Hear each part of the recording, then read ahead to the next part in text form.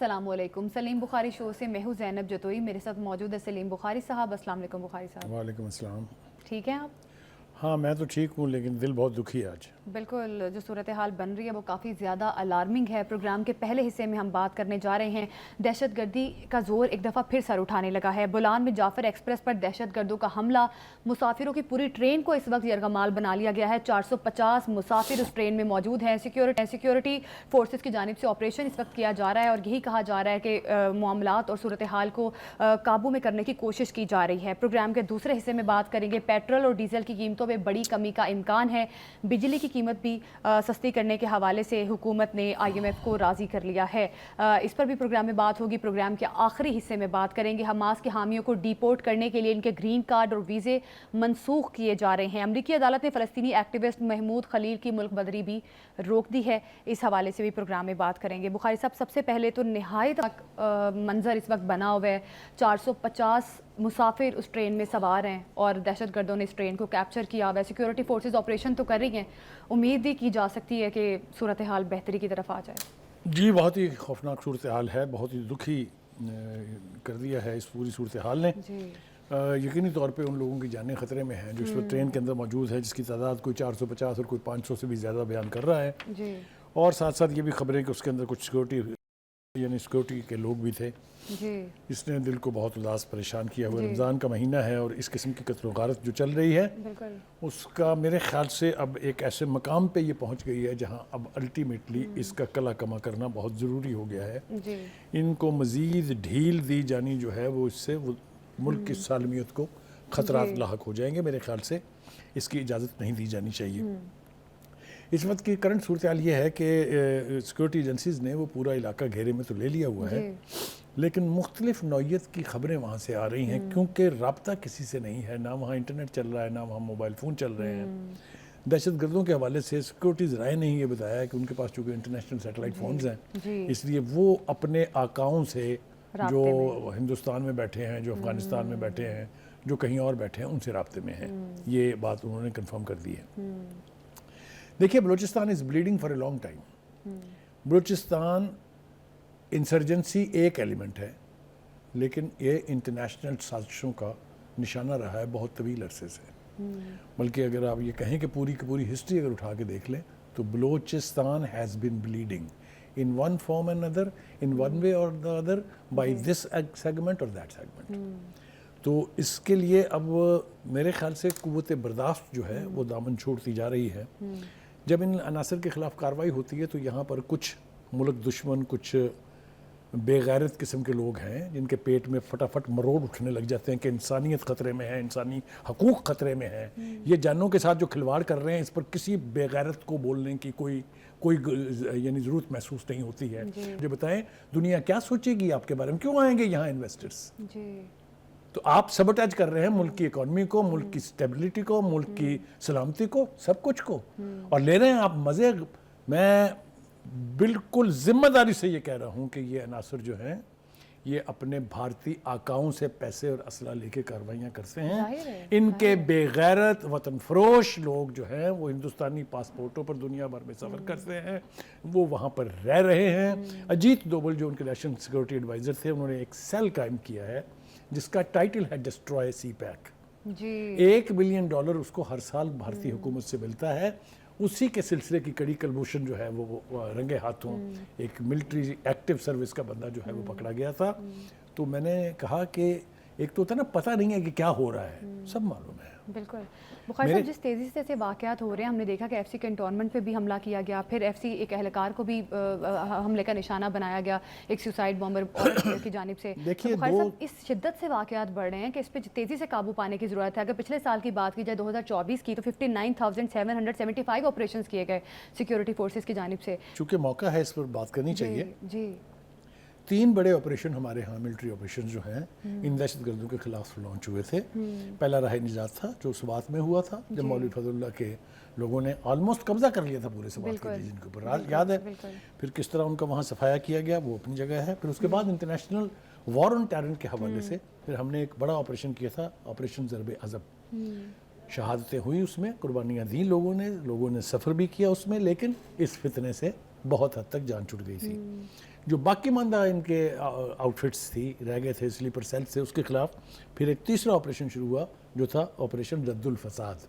اس کے دوران بھی بے پناہ نذرانے ہماری پاکستانی افواج کے لوگوں نے دیے جانوں کے، لیکن الٹیمیٹلی ایک طویل عرصہ ہم نے دیکھا 10-12 سال کا عرصہ بڑے آرام سے گزر گیا.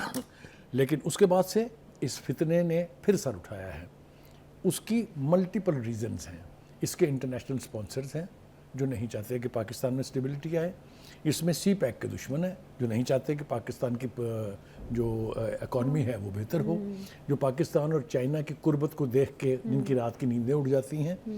آپ کو یاد ہوگا ایک رجیم ہے پوری، اب اس کا میں یہاں اس وقت ذکر کرنا نہیں چاہتا تھا، لیکن ایک ہے ایسا ایرا جس میں اس کے اوپر ایک سے اوپر دوسری اینٹ نہیں رکھی گئی، بالکل ایٹ اے ہالٹ تھا. کہنے کا مطلب یہ ہے کہ یہ جو عناصر یہ کر رہے ہیں، جو ان کے سپانسرز ہیں، ان کو کوئی معافی ملنی نہیں چاہیے. آپ دیکھیے ایک آپریشن ابھی انڈر وے ہے وچ از کالڈ پاکستان آپریشن استحکام پاکستان. بتائیے کس نے مخالفت کی تھی اس کی؟ کے پی کے کی حکومت نے اور پی ٹی آئی نے. لیکن بخاری صاحب سب سے زیادہ الارمنگ حالات تو کے پی اور بلوچستان کے وائلنس اس لیے کہ ان کے لائے ہوئے لوگ ان کی ناک، مجھے بتائیں نا، پنجابی کر رہے ہیں، باہر سے آتے ہیں لوگ؟ جی نہیں، وہ افغانستان سے آتے ہیں. وہ افغانستان میں چونکہ ان کی آؤٹ فٹس جو ہیں پنپ رہی ہیں، ان کو وہاں کی حکومت کی سرپرستی حاصل ہے، ان کو لا کے یہاں بسایا گیا تھا. ابھی ویڈیو ٹریول کر رہی ہے، اگر آپ دیکھ رہے ہیں چاہیں تو یوٹیوب پہ جا کے دیکھ لیں، جس میں خان صاحب جو ہیں بڑے فخر سے یہ کہہ رہے ہیں کہ میں ان میں سے 40,000 لوگوں کو یہاں بسایا ہے میں نے، جس میں 10,000 8 یا 10,000 جو جنگجو تھے. تو پھر کیا کریں؟ کس کو دیں الزام؟ کس کا گریبان پکڑے؟ مجھے بتائیے ذرا. اب وہ عناصر پھیل گئے ہیں یہاں آ کے، ہماری لوکل پاپولیشن جو ہے پشتون اس میں رچ بس گئے ہیں. آپ آئیڈینٹیفائی بھی نہیں کر سکتے ان کو.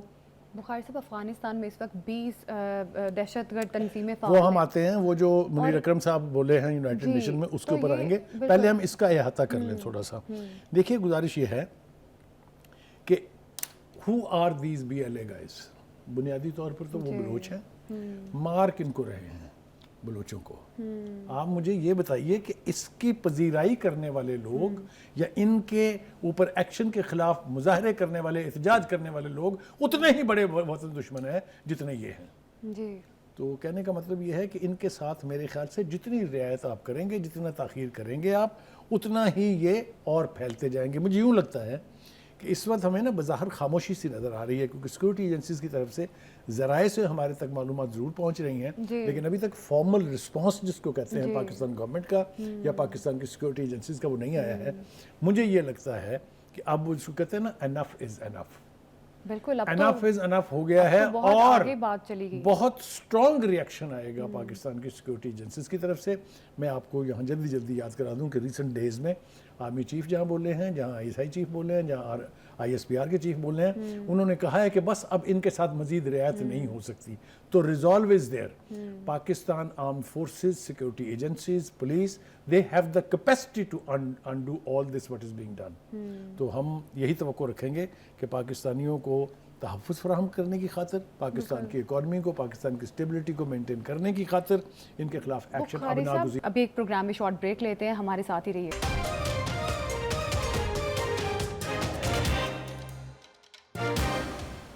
Welcome back. افغانستان جس طرح سے ان دہشت گرد تنظیموں کو سپورٹ کر رہا ہے، بخاری صاحب سیکیورٹی فورسز تو آپریشن کر رہی ہیں. اب پچھلے مہینے کی بات کیجیے تو فگر سامنے جو آیا کہ 100 کے قریب لوگوں نے اپنی جان جو ہے وہ کھوئی ہے، جن میں سیکیورٹی پرسونل بھی ہیں، پھر اس میں سویلینز بھی ہیں. تو بخاری صاحب افغانی گورنمنٹ کو اس میں کیا رول پلے کرنے کی ضرورت ہے؟ کیونکہ جس طرح سے وہ ابھی ریٹیلیٹ جس طرح سے کر رہے ہیں، جس طرح سے حملے کر رہے ہیں اور دہشت گردوں کو سپورٹ کر رہے ہیں، تو یہ تو بہت دیکھیے اس کے بارے میں اب کوئی ابہام نہیں ہے کہ افغانستان کی حکومت، طالبان کی حکومت ان دہشت گردانہ کارروائیوں کے پیچھے مکمل ذمہ دار ہے، رسپانسبل ہے، ان کو پروٹیکشن دے رہی ہے، ان کو اسلحہ دے رہی ہے. ان سب کے پاس جو لوگ پکڑے گئے تھے ابھی ریسنٹلی بنو میں جب اٹیک ہوا ہے، سارا اسلحہ وہ ہے جو نیٹو کی فورسز چھوڑ کے گئی ہیں. اور بھائی وہ تو ان کے پاس نہیں تھا نا، وہ تو افغان گورنمنٹ کے پاس تھا نا، ان کے پاس کیسے چلا گیا؟ تو اس لیے اب ان کو دو نہیں دیکھنا چاہیے.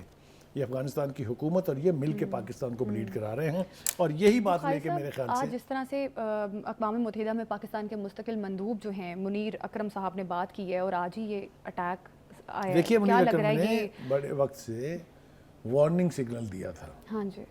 انہوں نے کہا تھا کہ یہ کہاں سے یہ فورسز پنپ رہی ہیں, کہاں سے یہ پینیٹریٹ کر رہی ہیں, کہاں سے یہ بلیڈ کرا رہی ہیں. انہوں نے ایک کمپریہنسو نقشہ پیش کیا اور انہوں نے اس بات پر بھی حیرت کا اظہار کیا کہ جو یونائٹڈ نیشن کے سیکرٹری جنرل ہیں انہوں نے اپنی رپورٹ میں کہیں پاکستان کا حوالہ ہی نہیں ہے جو اتنا سفر کر رہا ہے, کہیں ان دہشت گردوں کا ذکر ہی نہیں ہے جو پاکستان کو بلیڈ کرا رہے ہیں. جی تو کہنے کا مطلب یہ ہے کہ وہ پاکستان کا کیس لے کے انٹرنیشنل کمیونٹی کے پاس گئے ہیں, کیونکہ ایک بات طے ہے, یہ وہ کہتے ہیں نا کہ یہاں وہ بقول راحت اندوری کے کہ یہاں صرف ہمارا مکان تھوڑی ہے, تو اگر زد میں آئیں گے گھر تو بہت سا کے نقصان ہوں گے نا. پھر یہ ایلیمنٹ اگر پنپے گا, یہ ایلیمنٹ اگر سٹرینتھن ہوگا تو آپ سوچئے کہاں کہاں تک جائے گا. ہمارے ساتھ تو جو دشمنی کی وجہ ہے وہ ہمیں سمجھ آتی ہے کیونکہ ہم نے ان کی مہمان نوازی کی فار مور دین 40 ایئرز, ہم نے ان کا راستہ کھولا, ہم نے اپنے یا ملک کے جو اشیاء ضروریاں ہیں وہاں جانے دی, آٹا جانے دیا, چینی جانے دی, سب کچھ جانے دیا نا. لینڈ لاک کنٹری تھی نا افغانستان کے پاس, تو اپنا کچھ تھا ہی نہیں نا. It was a war torn country totally.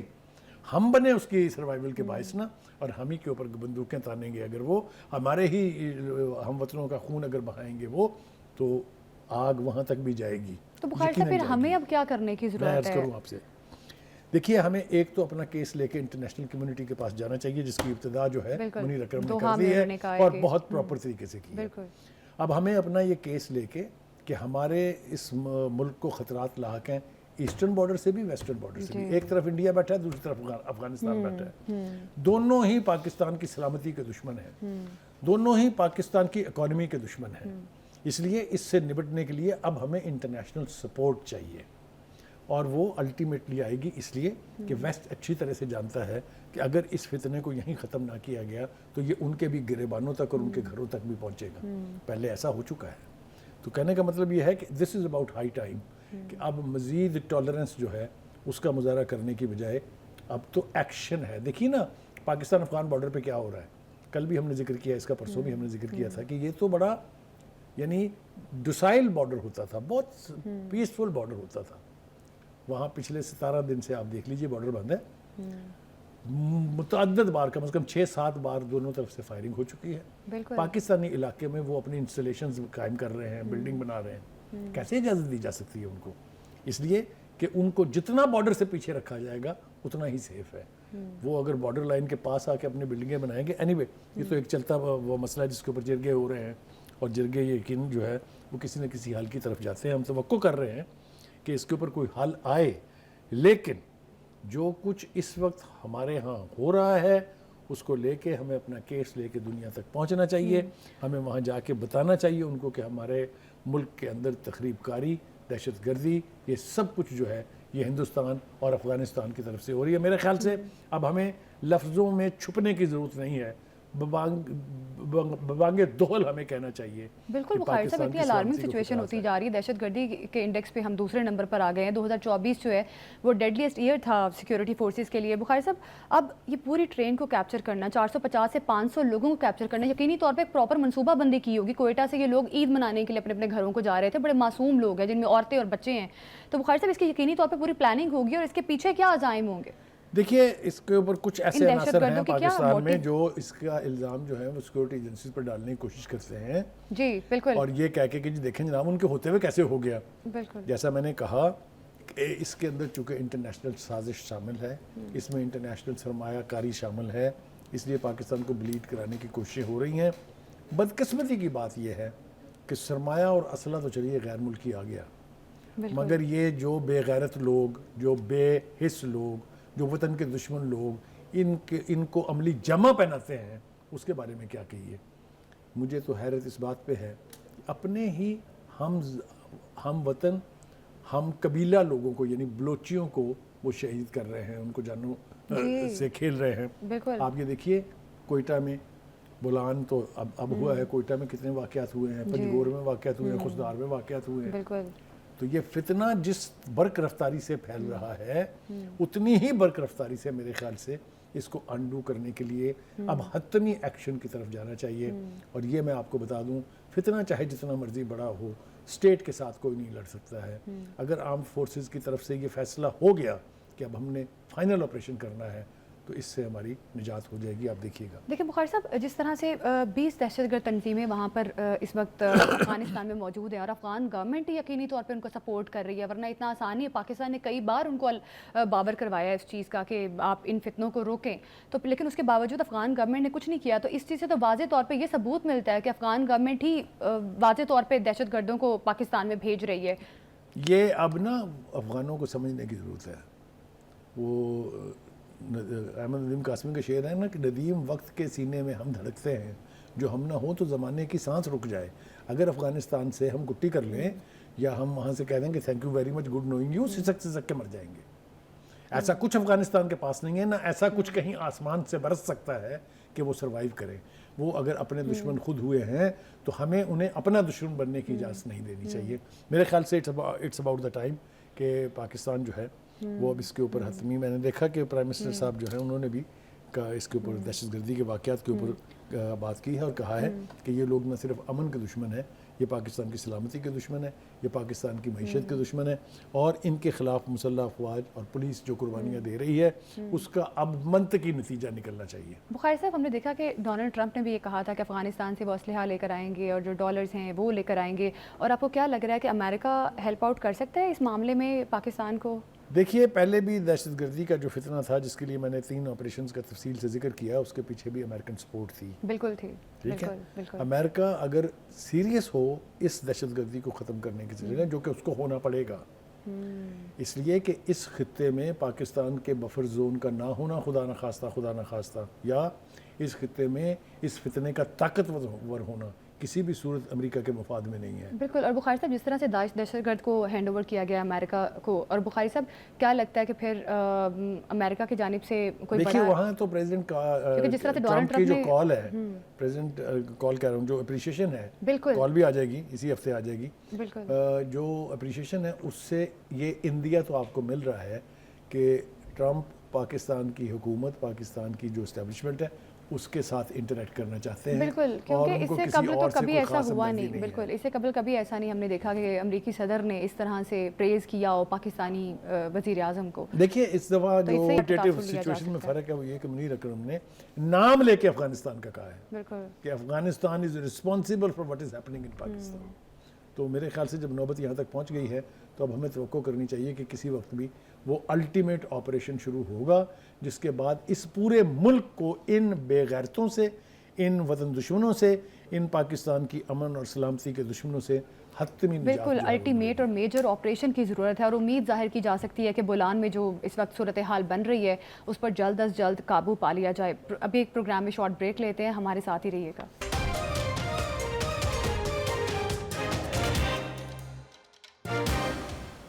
Welcome back. Petrol اور ڈیزل کی قیمتوں میں کمی کا امکان ہے. ذرائع کے مطابق پیٹرول کی قیمت میں 13 روپے فی لیٹر اور ڈیزل کی قیمت میں 10 روپے فی لیٹر کمی کا امکان ہے، اور قیمتوں کا حتمی اعلان 15 مارچ سے کیا جائے گا. بخاری صاحب، اب پیٹرولیم مصنوعات کی قیمتوں میں معمولی جو کمی ہے وہ کی گئی ہے. دیکھیے یہ دہشت گردی کا جو واقعہ ہے اس سے نا میں اچھی خبر بھی بڑے ہیوی ہارٹ کے ساتھ سنا رہا ہوں. جی. کیونکہ ادروائز 13 روپے یا 10 روپے لیٹر فی کمی جو بہت بڑی کمی ہوتی ہے. اور ایک ساتھ یہ تبصرہ کرنا بھی بہت ضروری ہے کہ یہ بہت دیر کی مہرباں آتے انٹرنیشنل مارکیٹ میں تو تیل کی قیمتیں کب کی کم ہوئی ہوئی ہیں، اور یہاں ابھی تک فیصلہ ہی نہیں کر پا رہے. آپ فیصلہ بھی کہتے ہیں 15 مارچ کو کریں گے. جب بڑھتی ہے قیمت تو اسی دن رات کو لاگو ہو جاتا ہے. جب کم ہوتی ہے تو پھر بیٹھ کے پلاننگ کرنے لگ جاتے ہیں. ایک تو یہ بات ہے. دوسری بات یہ ہے کہ اچھی بات ہے، لوگ پسے ہوئے ہیں قیمتوں کے پریشر کے نیچے. بہت زندگی ان کی تنگ ہے. جہاں انہیں اتنا ریلیف ملے گا وچ از اے ویزیبل ریلیف، تو ظاہر ہے ان کو تھوڑا سے آسانی جو ہے وہ فیل ہوگی. دوسری بات یہ ہے کہ جیسا میں نے کہا کہ اس کے اوپر عمل درآمد بھی جلدی شروع ہو جانا چاہیے. اگر قیمتیں کم ہوئی ہیں انٹرنیشنل مارکیٹ میں تو اس کا ریلیف اور ایفیکٹ بھی عام آدمی تک پہنچنا چاہیے. دوسری طرف یہ ہے کہ حکومت بڑے دنوں سے دعوے کر رہی تھی کہ ہم بجلی کی قیمت کم کریں گے، لیکن ساتھ ہی ساتھ ان کو تلوار جو لٹک رہی ہے IMF کی، اس کا بھی بڑا خیال رہتا تھا. 2-3 کام جو ہیں وہ حکومت نے اس حوالے سے بہتر کیے ہیں. ایک تو یہ کہ انہوں نے IPPs سے جان چھڑانے کا عمل جو ہے وہ جاری رکھا ہوا ہے. یہ نہیں کہ ایک دفعہ ایکشن لیا اور اس کے بعد بھول گئے. ابھی بھی ان کی کوشش یہ ہے کہ زیادہ سے زیادہ IPPs جو ہیں ان سے بجلی خریدنی بند کر کے ان سے جان چھڑائی جائے تاکہ وہ گردشی عرصہ وہ بھی کم ہو اور تھوڑا سا ریلیف جو ہے اور لوگوں کو ملے. تو انہوں نے 2 روپے پر یونٹ جو ہے بجلی سستا کرنے کے لیے آئی ایم ایف کو منا لیا ہے, جو بہت بڑا اپ ہل ٹاسک تھا, کیونکہ آئی ایم ایف تو یہ سارے جو ریسٹرکشنز لگاتی ہے اس لیے لگاتی ہے کہ ہم نے جو آپ کو مال دیا ہے اس کی ریکوری کو یقینی بنایا جائے. اس لیے ان کا راضی کر لیا جانا اس بات کا بھی ثبوت ہے کہ وہ پاکستان کی حکومت کی اکنامک پالیسیوں سے راضی ہیں. یہ میں مطلب ہمت کر رہا ہوں کہنے کی, ورنہ اس قسم کا جو یعنی ان کی طرف سے ریلیف کی گنجائش کو اپروو کرنا جو ہے وہ دیٹ سیز اٹ آل. تو یہ 2 اقدامات اچھے ہیں جس سے لوگوں کو یقینی طور پہ ریلیف ملے گا اور وہ جو کب نکلے ہوئے ہیں مہنگائی کے ساتھ تو تھوڑا سا کمر سیدھی کرنے کا موقع بھی ملے گا. اب آجیے جی آگے بڑھتے ہیں. ایک یہاں پر بہت پرانی کنٹروورسی چلی آ رہی ہے, وہ ہے ایگریکلچر ٹیکس. ہر حکومت نے یہ دعویٰ کیا, یہ وعدہ کیا, یہ اعلان کیا کہ جی ہم ایگریکلچر ٹیکس لگائیں گے, لیکن چونکہ ہماری اسمبلیوں میں, چاہے وہ پروونشل اسمبلیز ہیں, چاہے وہ نیشنل اسمبلی ہے, چاہے وہ سینٹ ہے, وہاں اتنے پیٹ والے جاگیردار بیٹھے ہوئے ہیں جنہوں نے آج تک اس کے اوپر عمل درآمد نہیں ہونے دیا. بالکل. لیکن اب الٹیمیٹلی انہوں نے فیصلہ کر لیا ہے کہ یہ تو ریکوری ہونی ہے, اور اس کے جو سلیبز انہوں نے طے کیے وہ میں چاہوں گا کہ آپ جلدی بخاری صاحب سالانہ 6 لاکھ سے 12 لاکھ روپے تک زرعی آمدن پر 15% ٹیکس نافذ ہوگا. سالانہ 12 لاکھ سے 16 لاکھ روپے تک کی زرعی آمدن پر 90,000 فکس ٹیکس عائد ہوگا, جبکہ سالانہ 12 سے 16 لاکھ روپے کے سلیب میں 12 لاکھ سے زائد آمدن پر 20% ٹیکس لاگو ہوگا. سالانہ 16 لاکھ سے 32 لاکھ روپے آمدن پر 1,70,000 فکس ٹیکس عائد ہوگا.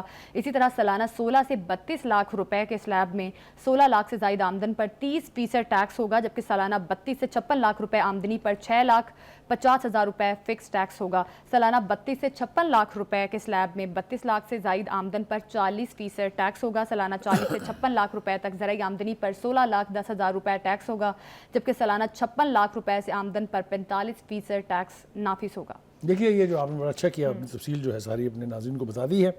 اس میں جو 2 باتیں جو ہے وہ بہت اہم ہیں. ایک تو یہ کہ جس طریقے سے عام جو مزدور ہیں یا جو لو پیڈ امپلائیز ہیں ان کو 12 لاکھ تک چھوٹ ہے, تو وہاں بھی جو چھوٹا کسان ہے اس کے اوپر کوئی اس کا بوجھ نہیں پڑ رہا ہے. وہ جو 12 لاکھ آمدن جس کی سال کی ہو وہ کسان تو بادشاہ ہے نا, تو اس کو ایگزمپٹ کیا کہ آپ سے نہیں لیں گے بڑے پیٹ والوں سے جن کے پاس بڑی بڑی لینڈ ہولڈنگز ہیں. تو یہ میں سمجھتا ہوں کہ ایک آسان اقدام ہے, اس سے پاکستان کی اکانومی کو بھی سپورٹ ملے گی, اور وہ جو ایک لائن ہے نا کھچی ہوئی بیچ میں کہ جی یہ جتنے بڑی مرضی جاگیروں کے مالک ہیں یہ کوئی ٹیکس نہیں دیتے اور چھوٹے سے چھوٹا دکاندار ٹیکس دے رہا ہے, وہ تفریق بھی ختم ہو جائے گی. بالکل بخاری صاحب, وہ ساتھ ساتھ مہنگائی پر بھی قابو پانے کی کوشش کی جا رہی ہے. چینی کی قیمتوں کے حوالے سے اس کو مستحکم کرنے کے لیے وزارت صنعت و پیداوار کے مطابق شکر درآمد کرنے کا فیصلہ کیا گیا ہے. اس کو کہتے ہیں مارا وہ تم نے تیر کے نکلی ہے ہائے ہائے. یہ جو چینی والا معاملہ ہے نا, یہ بہت خوفناک سکینڈل ہے. آپ کو یاد ہوگا پی ٹی آئی کے دور میں بھی یہ چینی آٹا سکینڈل ہوا تھا جس میں نام آئے تھے جہانگیر ترین اینڈ کمپنی کے. تو یہ ایک ایسی دکھتی رگ ہے کہ آپ ذرا ہم اپنے ناظرین کے ساتھ شیئر کرتے ہیں کہ آپ پہلے جب چینی کی پیداوار آتی ہے آپ خوش ہو جاتے ہیں کہ بڑی پیداوار ہے, تو آپ ایکسپورٹ کر دیتے ہیں, اور جب آپ کو پتہ چلتا ہے کہ نہیں جناب اتنی چینی اب ہمارے پاس ہے ہی نہیں جتنی ہماری ضرورت ہے, پھر آپ امپورٹ کر لیتے ہیں مہنگی. یہ کارٹل ہے, یہ وہ گھرگاز ہیں جو حکومت کی پالیسیوں کو انفلوئنس کر کے اپنی مرضی کے فیصلے کرواتی اور عوام کو دونوں ہاتھوں سے لوٹتی ہیں. یہ چینی کا سکینڈل اس ملک کا بہت بڑا سکینڈل ہے. ہر سال کی طرح پھر وہی ہو رہا ہے. پہلے ایک اور سکینڈل تھا گندم کا, وہ تھا پاسکو ایک تھی جو پاکستان سے گندم خریدتی تھی. وہ خرید کے سٹور کر لیتی تھی, وہ پڑی خراب ہو جاتی تھی لیکن لوگوں کو نہیں ملتی تھی. لوگوں کو مہنگا آٹا دینے کے لیے وہ سٹوروں میں پڑی رہتی تھی.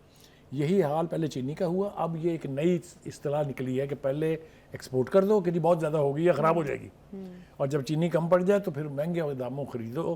سٹاکوں میں پڑی ہوئی ساری چینی جو ہے وہ بھی پھر مہنگے داموں بکتی ہے, اور لوگ جو ہے ملٹی بلینئر ہو جاتے ہیں اوور نائٹ.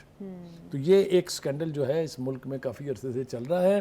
اس کے اوپر بھی اگر قدغن سیریسلی نہ لگایا گیا تو یہ ہر سال ہوتا رہے گا. مجھے آپ یہ بتائیے کس نے اجازت دی کہ چینی کو ایکسپورٹ کریں, پھر کس نے اجازت دی کہ چینی امپورٹ کریں, کس نے اجازت دی کہ وہ قیمت 135 روپے سے لے کے 1.5 ہفتے کے اندر 170 اور 180 پہ چلی جائے. تو یہ مطلب ہے یہ عام آدمیوں سے کھلواڑ رہے ہیں. چینی صرف غریب امیر تو نہیں کھاتا, وہ تو گولیاں پھکتا ہے نا, اس لیے کہ ساری زندگی اس نے کھا کے اور اپنے آپ کو تباہ کیا ہوا ہوتا ہے. لیکن غریب آدمی کی تو گھر کی ہر کی ضرورت ہے نا, لہٰذا اس چینی کے اسکینڈل کو بھی ونس اینڈ فار آل ختم ہونا چاہیے. بخاری صاحب یہ بڑی اچھی بات ہے کہ حکومت ریلیف دینے کی کوشش کر رہی ہے, بجلی کے بلوں میں کمی, پیٹرولیم مصنوعات کی قیمتوں میں کمی, پھر اس طرح سے ہر طرح سے عوام کو ریلیف دینے کی کوشش کی جا رہی ہے. بخاری صاحب لیکن جو قرضہ ہم IMF سے لے رہے ہیں, اب جس طرح سے حکومت 5 سے 7 ادارے بیچنے کے حوالے سے یہ شرط رکھی گئی IMF کی جانب سے, تو بخاری صاحب شرائط تو سخت ہیں IMF کی, ریلیف تو مل رہا ہے وقتی طور پہ. دیکھیے کوئی بھی انٹرنیشنل فائنینشیل انسٹیٹیوشنز آپ کو چیریٹی نہیں دیتی ہے, بالکل نہیں دیتی ہے. نہ صرف یہ کہ وہ آپ کو چیریٹی نہیں دیتی ہے, اپنے پیسے واپس لیتی ہے, منافع کے ساتھ واپس لیتی ہے, اور اپنی ٹرمز پر قرضہ دیتی ہے. یہ سوائے ایک چائنا کو ایکسیپشن چھوڑ دیں آپ, یا سعودی عرب اور UAE کو چھوڑ دیں, تو باقی تو سارے پھر ہماری کھال اتارتے ہیں نا.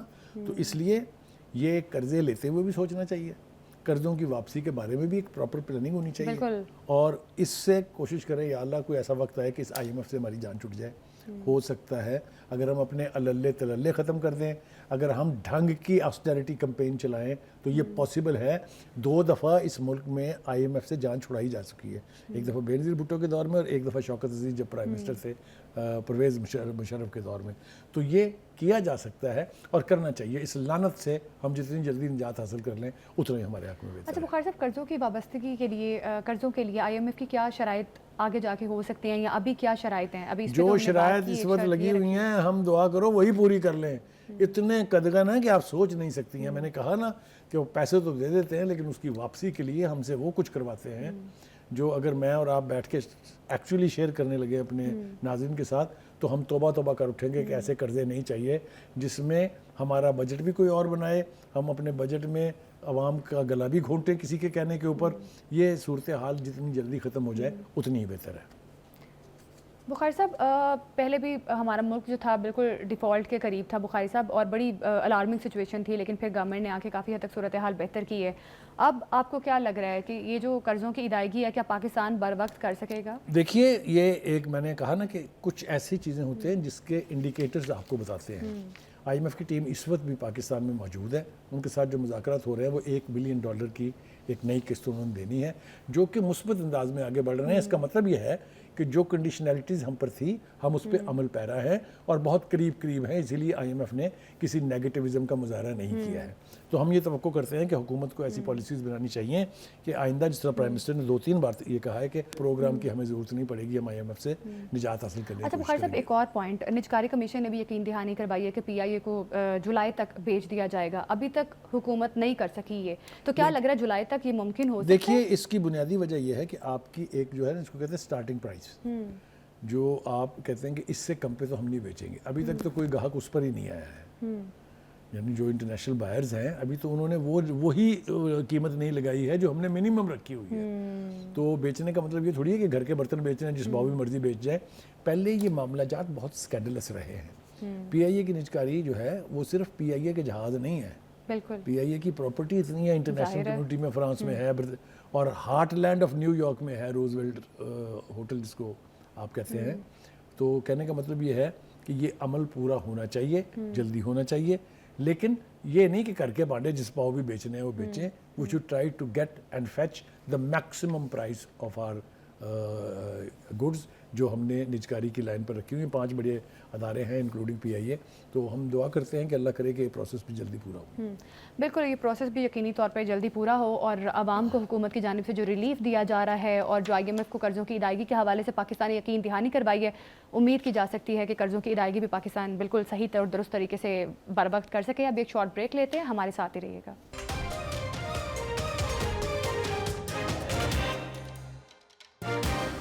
Welcome back. روس یوکرین جنگ کے خاتمے کے لیے سعودی عرب میں یوکرین امریکہ مذاکرات. بخاری صاحب اب مذاکرات کا سلسلہ تو شروع ہو گیا ہے, اور یہ بھی کہا جا رہا ہے کہ یوکرین جنگ بندی پر آج ہونے والے اجلاس سے پر امید ہیں. امن سمجھوتے کے لیے یوکرین کو علاقے سے دستبردار ہونا پڑے گا. دیکھیے ٹرمپ جو ہے نا وہ بہت شاطر قسم کا یعنی امریکی صدر ہے, اس میں کوئی دو رائے نہیں ہے. پہلی بات تو یہ کہ ہمیں تھوڑا ریکال کرنا چاہیے کہ جو پچھلا الیکشن تھا اس میں ان کے اوپر یہ چارج تھا کہ روس نے ان کی مدد کی ہے. اس لیے ایک یہ الزام بھی ان کے اوپر ہے کہ اب ٹرمپ جو ہے وہ قرض اتار رہے ہیں اور روس کی طرفداری کر رہے ہیں. یہی وجہ ہے کہ انہوں نے یوکرینی صدر کا جو تماشا بنایا اوول آفس میں بلا کے یا وائٹ ہاؤس میں غالباً, جو ان کے ساتھ کی ہے ان ٹرمپ نے اور اس کے وائس پریزیڈنٹ وینس نے، تو یہ بھی کوئی تاریخ میں اس کی دوسری پیرلل مثال نہیں ہے. بالکل، کافی اس کو بے عزت کیا انہوں نے. اور ایون اب تو یوکرینی صدر نے معافی بھی مانگ لی ہے. دیکھیے یہ تو وہ امریکی جو نمائندے ہیں اسٹیو وٹکوف جو بھی ہیں، انہوں نے یہ دعویٰ کیا ہے کہ انہوں نے خط لکھ کے پریزیڈنٹ ٹرمپ سے معافی مانگ لی ہے اپنے اس رویے کی. بخاری صاحب ایک چھوٹا سا پوائنٹ، سوری میں آپ کو انٹرپٹ بھی کر رہی ہوں، کہ جس طرح سے ابھی وٹکوف صاحب نے کہا ہے کہ انہوں نے خط لکھ کے معافی مانگی ہے، یہ دعویٰ کیا گیا ہے، کہ آپ کو لگتا ہے کہ واقعی ایسا ہوا کہ جس طرح سے یو کے میں بڑا کنڈیمڈ کیا گیا تھا جو رویہ ڈونلڈ ٹرمپ نے یوکرینی صدر کے ساتھ کیا؟ دیکھیے اگر یہ معافی والی بات درست ہوتی تو پھر یہاں آنے سے پہلے، سعودی عرب آنے سے پہلے، ہیلسنکی جو ہے اپنے یوکرینی صدر جو ہے ان کو وائٹ ہاؤس جانا چاہیے تھا نا، تاکہ محبت پیار کی ایک جپھی پڑ جاتی. لیکن بخاری صاحب زیلنسکی پہلے آمادہ نہیں تھے جنگ بندی پر، اب جس طرح سے مذاکرات ہو رہے ہیں تو یہ اس کی وجہ پہ جاتے ہیں. ہم جلدی وقت بہت کم ہے، اس کی وجہ بیان کر دیتے ہیں. دیکھیں امریکہ نے ایک جھٹکا دیا یوکرین کو کہ اوکے جناب، thank you very much, good knowing you, ہم سے تو یہ پیسے نہیں دیے جاتے، ہم آلریڈی آپ کو $354 بلین دے چکے ہیں، جس کے بدلے میں وہ ان سے معدنیات کا معاہدہ کر کے رقم واپس لینا چاہتے ہیں. آپ کو تو پتہ ہی ہے نا. اب ٹرمپ نے انتہائی چالاکی سے یوکرین کو چھوڑ دیا یورپ پہ کہ بھائی صاحب یہ یورپی مسئلہ ہے، آپ بھی یورپین ملک ہیں، آپس میں نپٹیں، سادہ دوست پوش ہے، thank you very much, good knowing you. تب ذرا تھوڑا سا جو یوکرینی صدر صاحب ان کو بھی ہوش آئی کہ یہ کیا ہو گیا، اس لیے کہ دیکھیں نہ تو یورپ ان کو یوکرین کو ملیٹریلی سپورٹ کر سکتا ہے کیونکہ ان کے پاس تو بڑی آرمیز ہے ہی نہیں. لیکن یورپ نے تو کہا تھا نا کہ ہم آپ کو پیسہ بھی وہ دیں گے، لولی پاپ دیے ہم آپ کو ہتھیار بھی دیں تھے، گے. لیکن الٹیمیٹلی جتنی بڑی کھیل ہے یہ، جتنا بڑا جنگ کھیڑ نہیں ہوندی والی مثال ہے کہ یہ یورپ کے لیے افورڈ کرنا ممکن نہیں ہے. پہلے شروع میں بڑی تھمکیاں شپکیاں دی انہوں نے، برطانوی وزیر اعظم نے بھی دی تھمکیاں. اصل بات یہ ہے کہ اس وقت میزبانی کر رہے ہیں محمد بن سلمان یس، جو ولی عہد ہیں اپنے سعودی عرب کے، اور لگتا یہ ہے کہ کسی نہ کسی نتیجے پر ضرور پہنچ جائیں گے. یہ Trump is can on cease fire, اور جو اس کے اندر سب سے بڑی گھنڈی ہے وہ یہ ہے کہ سیز فائر ہوگی، آپ کو علاقے واپس کوئی نہیں ملنے. جس میں روس کا قبضہ ہو گیا وہ اب روسی ہیں. یہ کمپرومائز کرنے کے لیے بھی یوکرینی صدر صاحب تیار ہیں اب. لیکن بخاری صاحب پہلے وہ اس چیز پہ آمادہ نہیں تھے کہ جو ہمارا علاقہ جس پر قابض ہے رشیا، وہ ہمارا علاقہ واپس کیا جائے. لیکن اب حیرت کی بات ہے کہ کہا نا آپ سے کہ یہ اس لیے کرنا پڑا کیونکہ یورپ جو ہے وہ امریکہ کی طرح سے نہ انویسٹ کر سکتا ہے نہ ملیٹریلی سپورٹ کر سکتا ہے. لہذا ٹرمپ جو کہیں گے وہ ان کو سننا پڑے گا. اور ٹرمپ صاحب جو ہیں انہوں نے ان کو سعودی عرب پہنچنے سے پہلے ایک جملہ اور کہا ہے. انہوں نے کہا کہ you are coming here not to insist but to listen. یعنی آپ یہاں ضد ود کرنے کے لیے نہیں آ رہے اپنے پوائنٹ آف ویو کے اوپر، آپ صرف سننے آ رہے ہیں، جو آپ کو بتایا جائے گا اس پہ عمل کرنا ہے آپ نے. یہ بہت ہاربل جملہ ہے نا یہ. تو وہ اگر اس کے باوجود بھی آگے ہیں تو میرا خیال یہ ہے کہ کچھ نہ کچھ اس کے بیچ میں پیش رفت ہوگی. یوکرین کی جنگ کو بھی بڑی سال ہو گئے ہیں، مطلب 3-4 سال تو ہو ہی گئے نا. یہ جو ریسنٹ سپیٹ ہے وار کی، جو بہت خوفناک حدود میں داخل ہو چکی ہے، تو اس کو بھی ختم ہونا چاہیے. جنگ جہاں جہاں بھی ہو وہاں سے ختم ہونی چاہیے. امریکہ اور یورپ جس طرح سے ایک دوسرے کے اتحادی تھے، ان کے تعلقات میں اس قسم کے اب وہ آ گئے ہیں، خلل آ گیا ہے. اب جس طرح سے امریکہ روس کو سپورٹ کر رہا ہے، تو بخاری صاحب یہ تو بہت بڑی تبدیلی ہے. ٹرمپ جو ہے نا، ہی از اے اسٹرینج پرسن. آپ دیکھیے اس نے ایک ساتھ کتنے محاذ کھولے ہیں.